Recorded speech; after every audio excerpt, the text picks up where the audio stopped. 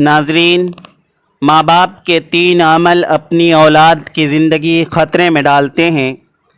حضرت علی رضی اللہ تعالی عنہ سے ایک عورت نے پوچھا، کیا ایسے بھی میرے کوئی عمل ہو سکتے ہیں جو میری اولاد کے لیے خطرے کا باعث بن سکتے ہوں؟ تو حضرت علی نے فرمایا کہ ماں باپ کے 3 ایسے کام جو کہ اولاد کو موت کے منہ تک لے جاتے ہیں، وہ 3 عمل یہ ہیں۔ بسم اللہ الرحمن الرحیم۔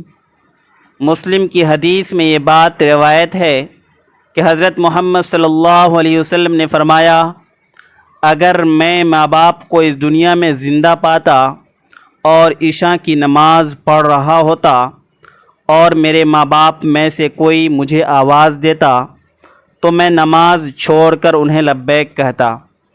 ایک دفعہ حضرت علی رضی اللہ تعالی عنہ اپنے حجرے میں موجود تھے کہ ایک بوڑھی عورت آئی اور عرض کی، اے امیر المؤمنین، میری 2 ہی اولادیں ہیں، ایک بیٹا اور دوسری بیٹی، وہ دونوں ہی نافرمان ہیں اور وہ دونوں اکثر بیمار رہتے ہیں۔ میری بیٹی کا رشتہ لینے کے لیے کوئی تیار نہیں اور بیٹے کو کوئی رشتہ دینے کے لیے تیار نہیں۔ میں ایسا کون سا عمل کروں جس سے ان کی زندگی میں برکت آئے اور وہ عمل انہیں نفع دے اور وہ میری نافرمانی بھی نہ کرے، وہ صحت یاب بھی ہو جائیں؟ میں ایسا کون سا کام کروں؟ کیونکہ وہ دونوں نافرمان ہیں، میرا کہا نہیں مانتے۔ میرا بیٹا شراب اور دیگر گناہ بھی کرتا ہے، وہ دونوں دین اسلام سے مطابقت نہیں رکھتے۔ اے امیر المؤمنین، مجھے کوئی ایسا عمل بتائیں جس سے وہ دونوں راہ راست پر آ جائیں، دونوں کے رشتے بھی ہو جائیں، وہ فرما بردار بن جائیں اور دونوں صحت مند بھی ہو جائیں۔ حضرت علی رضی اللہ تعالی عنہ نے اس عورت سے فرمایا کہ ماں باپ کے 5 ایسے گناہ جن کی سزا اولاد کو بھی ملتی ہے، وہ 5 عمل ایسے ہیں جس سے اولاد کا تعلق جڑ جاتا ہے۔ حضرت علی رضی اللہ تعالی عنہ نے فرمایا، اگر ماں باپ یہ عمل کرتے ہیں تو ان کے عملوں کی وجہ سے اس کے اولاد بھی اس جرم میں شریک کر دیے جاتے ہیں۔ اس خاتون نے پوچھا، وہ 5 عمل کون سے ہیں؟ حضرت علی نے فرمایا، وہ 5 عمل یہ ہیں۔ نمبر 1، جس گھر میں والدین قرآن مجید کو سمجھنے کے باوجود اس کی تلاوت نہ کریں تو ایسے والدین تو اللہ کے عذاب کے مستحق ہوتے ہی ہیں، لیکن اس کی سزا ان کی اولاد کو بھی ملتی ہے۔ ایسے والدین کی اولاد نافرمان بے حیا ہو جاتی ہے۔ آپ اپنے گھروں میں دیکھیں کہ قرآن مجید جو کہ اللہ تعالیٰ کی آخری کتاب ہے اور محمد صلی اللہ علیہ وسلم پر نازل ہونا قیامت تک کے مسلمانوں کے لیے ہدایت کا منبع ہے، لیکن افسوس کہ ہم صرف رمضان میں قرآن کو پڑھتے ہیں یا پھر جب کوئی فوتگی ہو جائے۔ قرآن مجید ہمارے گھروں میں موجود ہوتا ہے اور اس پر دھول جم جاتی ہے، مگر ہم اسے کھول کر پڑھنے کی کوشش نہیں کرتے۔ ہمیں چاہیے کہ اس مقدس کتاب کی تلاوت کریں تاکہ ہمارے گھروں میں اللہ تعالی رحمتیں اور برکتیں نازل فرماتا رہے۔ جو ماں باپ قرآن کو سمجھنے کے باوجود نہیں پڑھتے، ان کی اولادیں نافرمان اور بے حیا ہوتے ہیں۔ اپنے گھروں میں نیکی کی باتیں پھیلائیں، اپنی اولاد کو نیکی کا درس دیں، ورنہ شیطان ان کو ہر وقت بھڑکاتے رہتے ہیں۔ آپ خود سوچیں کہ جس گھر میں ہر وقت شیطان کا بسیرا ہو، فرشتے وہاں نہ آئیں، تو ایسا گھر تو جہنم ہی ہوگا، کیونکہ فرشتے تو یہودیوں اور مشرکوں کے گھروں میں نہیں آتے۔ حضور نبی کریم صلی اللہ علیہ وسلم کا فرمان اقدس ہے کہ ایک دوسرے کو گالیاں دینا اسلام میں حرام ہے۔ والدین کو دیکھ کر اولاد جوان ہوتی ہے۔ جیسا طرز عمل والدین کا ہوگا، اولاد بھی ویسی ہوگی۔ جن بچوں نے ساری عمر اپنے والدین کو لڑائی جھگڑا کرتے، گالیاں دیتے دیکھا، تو ایسی اولاد سے والدین کیسے توقع رکھ سکتے ہیں کہ ان کی اولاد فرما بردار ہوگی۔ اسی لیے حضرت علی نے فرمایا کہ ماں باپ کو چاہیے کہ دین اسلام میں بات چیت کے جو طریقے بتائے گئے ہیں ان پر عمل کریں تاکہ ان کی اولادوں کی تربیت درست طریقے سے ہو۔ اس طرح آپ کی اولادیں نافرمان اور بے حیا نہیں ہوں گی۔ اپنے گھروں میں نیکی کی باتیں پھیلائیں، اپنی اولاد کو نیکی کا درس دیں، اپنی بیٹیوں کو حضرت فاطمۃ الزہرا اور حضرت عائشہ صدیقہ رضی اللہ تعالی عنہا کے واقعات بتایا کریں، ان کے طرز زندگی کے متعلق بتایا کریں تاکہ ہماری بیٹیاں باحیا اور پردہ دار ہوں۔ نمبر 3، حضرت علی رضی اللہ تعالی عنہ فرماتے ہیں کہ ماں باپ کی بے پردگی کی وجہ سے ان کی اولادوں پر بیماریوں کا حملہ ہوتا ہے۔ حدیث صحیح بخاری میں حضرت ابو ہریرہ رضی اللہ تعالی عنہ سے روایت ہے کہ نبی کریم صلی اللہ علیہ وسلم نے فرمایا کہ پردہ کرنے والی عورت پر جنت واجب ہے، جبکہ بے پردہ عورت پر جہنم واجب ہے۔ جس گھر میں بے حیائی و بے پردگی ہوتی ہے تو اللہ کے فرشتے ایسے گھروں میں رہنے والوں کے لیے بد دعا کرتے ہیں، اور شیطان ایسے گھروں کو اپنا بسیرا بنا لیتے ہیں۔ جہاں بے پردگی عام ہو اس گھر کی اولادیں بے حیا، نافرمان اور غلط کاموں کا شکار ہو جاتی ہے۔ یہی نہیں بلکہ پریشانیاں اور مصیبتیں ایسی اولاد کا مقدر بنتی ہے کہ ان کے والدین کی بے پردگی کی وجہ سے ہوتا ہے۔ جس گھر میں بے حیائی ہوتی ہے وہاں اللہ کی برکت و رحمت نہیں ہوتی۔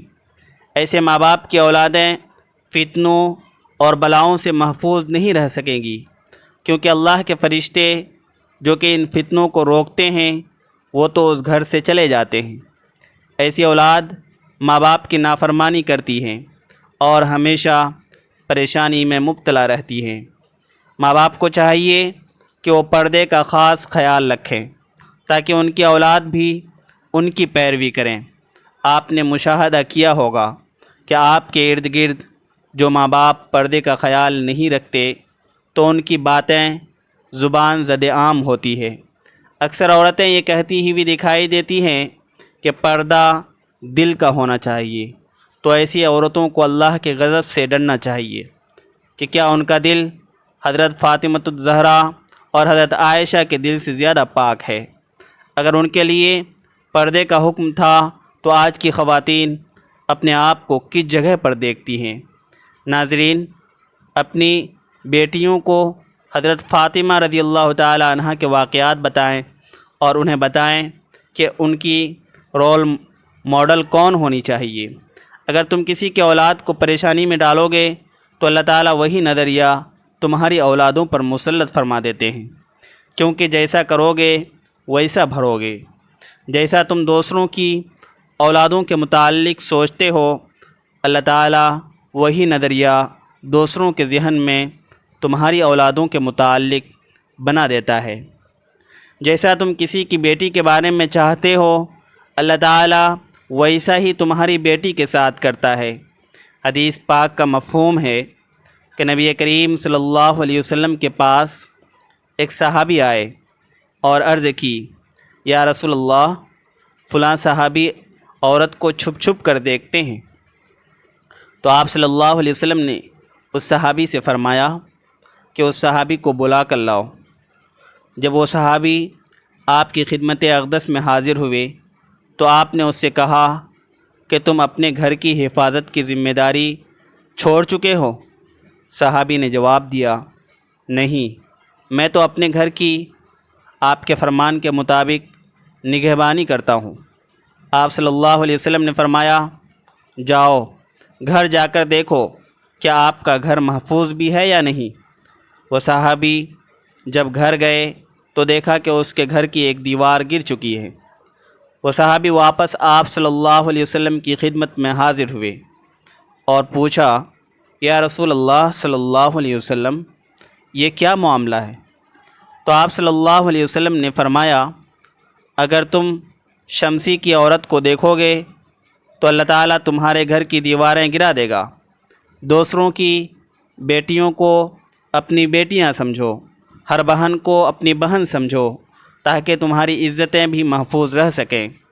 نمبر 5، جو ماں باپ اپنے گھر میں حلال حرام کا فرق نہ کرتے ہوں، حرام وہ نہیں کہ حرام جانور کھا لیا جائے یا کوئی حرام چیز کھائی جائے، یہ تو قطعاً حرام ہی ہے۔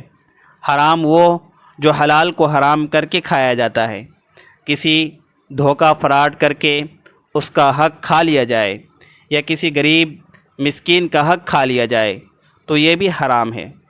اگر حرام مال بچوں کو کھلایا جائے تو اولاد نافرمان، بے حیائی اور بیماریوں میں مبتلا ہو جاتی ہے۔ آج کل یہ بیماری ہمارے معاشرے میں عام ہو گئی ہے۔ بہت سے لوگ ایک بہت بڑا شکوہ لیے ہوئے پریشان ہیں، اپنی اولادوں کا شکوہ کہ نافرمان ہیں، ہمارا کہنا نہیں مانتے، مہربانی فرما کر اس کا علاج تجویز کیا جائے، کوئی ذکر بتا دیں۔ کیا ایسا ممکن ہے کہ ذکر بتا دینے سے اولاد فرما بردار ہو جائے گی؟ کیا یہ ممکن ہے؟ کیا یہ اللہ کے سسٹم کا حصہ ہے؟ ہرگز نہیں، ہرگز نہیں ہے۔ دھوکہ دیا جا سکتا ہے، اس طرح علاج نہیں ہو سکتا، کیونکہ اس کا علاج اس بندے کے اپنے پاس ہوتا ہے جو یہ ڈیمانڈ لے کر آتا ہے۔ پہلے نمبر پر وہ یہ دیکھے کہ میں نے اولاد کو پالا کس طرح ہے، تربیت کیسی دی ہے۔ فلمیں اور گانے سننے دیکھنے کی اولاد کو چھوڑ دی یا قرآن سیکھنے سمجھنے پر بھی مجبور کیا، نماز نہ پڑھنے پر ڈانٹا یا نرمی کرتے رہے، اس کے دوستوں اور اس کی تنہائی پر نظر رکھی، کس دولت پر اس کو پروان چڑھایا ہے، کیا اس میں استحصال کا پیسہ ہے، کیا اس میں حرام کا پیسہ ہے، لوٹ مار کا پیسہ ہے، رشوتوں کا پیسہ ہے، نمبر 2 کاروبار کا پیسہ ہے۔ پہلے اس کو کھوجے گا، وہ اپنی آمدن کو تلاش کرے گا۔ اگر وہ واقعی چاہتا ہے کہ اس کی اولاد فرما بردار ہو جائے۔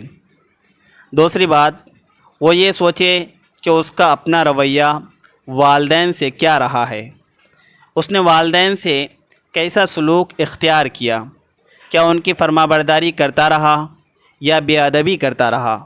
تو میں ان سے یہ کہتا ہوں کہ اگر آپ کے والدین زندہ ہیں تو آج سے ان کی فرما برداری شروع کر دیں، اور اگر آپ کے والدین گزر گئے ہیں تو ان کے لیے مغفرت کی دعائیں کریں۔ کثرت کے ساتھ آپ کے گزرے ہوئے والدین کا، آپ کا ان کے پیچھے رہ جانے والوں سے اچھا سلوک ان کی مغفرت کا باعث بنتا ہے۔ تو جو یہ چاہے کہ میری اولاد فرما بردار ہو جائے، تو ایک تو اگر والدین زندہ ہیں تو ان کی فرما برداری ٹوٹ کر کرے، اور اگر وہ دنیا سے گزر گئے ہیں تو ان کے لیے اللہ سے بخشش اور مغفرت طلب کرے۔ اور جو تیسری سب سے اہم بات ہے، جو میں لوگوں کو بطور فارمولہ کہتا ہوں، کہ جس خالق نے آپ کو پیدا کیا ہے، آپ اس کے کتنے فرما بردار ہیں۔ اگر آپ یہ چاہتے ہیں کہ آپ کے بطن سے، آپ کے پیٹ سے نکلے ہوئے بچے، جن کے آپ خالق نہیں ہیں بلکہ ایک ذریعہ ہیں، ایک سورس ہیں، وہ آپ کے فرما بردار ہو جائیں، تو جس نے آپ کو پیدا کیا ہے وہ بھی چاہتا ہے کہ آپ اس کے فرما بردار ہو جائیں۔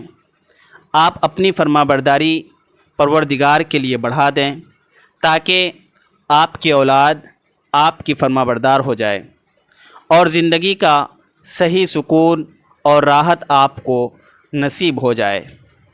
یہ بہت بڑا المیہ ہے ہمارا، اس کے ہاتھوں بڑے بڑے صاحب حیثیت لوگ بھی پریشان ہیں، لیکن اس کا فارمولہ وہی ہے جو اوپر بتا دیا گیا ہے، کیونکہ آپ کی اولاد کو صرف اللہ ہی فرما بردار بنا سکتا ہے، کوئی اور نہیں بنا سکتا۔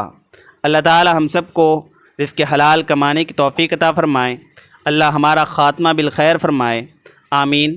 ناظرین، کمنٹ باکس میں اللہ کے 99 ناموں میں سے ایک نام ضرور ٹائپ کریں، چینل کو سبسکرائب کرنا نہ بھولیے گا۔ دعاؤں کی گزارش ہے السلام علیکم۔